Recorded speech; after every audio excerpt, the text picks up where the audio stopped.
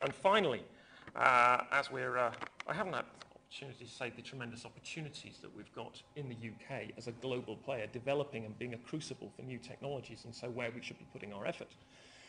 I want to finish with the deeply corrosive impact that the support for nuclear power within the UK political establishment is having on renewables. If you look at what we're going to get, the government says they're going to get 10 nuclear plants. Well, no, we're not. The only, I would like to bet with anybody on opposite side, in about 6 months' time, there'll only be a couple of consortia left bidding for nuclear power. The energy market reform which is being advocated now is about delivering nuclear. You can ask academics, you can ask people in the industry, that's what it's about. And it is undermining investments in renewables right now. There is a hiatus in renewables industry because of the uncertainty over government policy. That is being caused by adherence to nuclear policy. So we've got scenarios in the future, we wonder about what to do. What's happening right now is nuclear support is removing investment in renewable technologies in the UK. Thank you.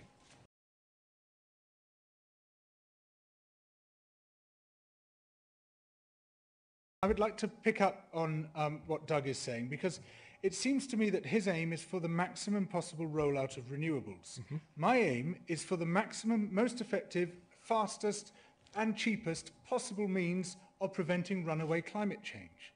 What are we trying to achieve here?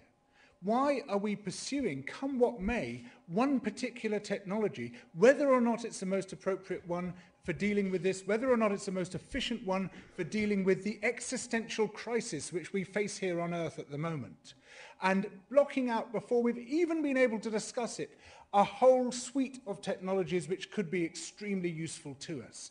And it seems to me that Doug's entire presentation here was a paean to the necessity of having 100% renewables rather than to the necessity of dealing with runaway climate change and preventing it from happening.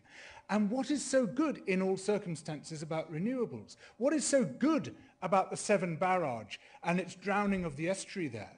What is so good about the tremendous damage which can be done to coastlines by some of the wave proposals put forward? What is so good about the visual intrusion done by turbines and by the power lines? Now, look, I'm very much in favour of renewables, and I've fought very hard for them. I will continue to fight very hard for them.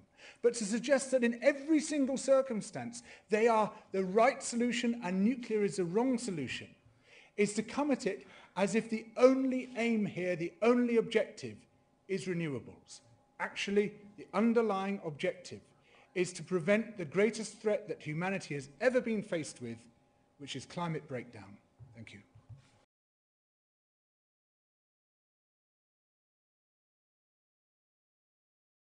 What I've been trying to do to avoid stupidity is that I was advocating very large amounts of gas-fired CHP only a few years ago, and I still do so.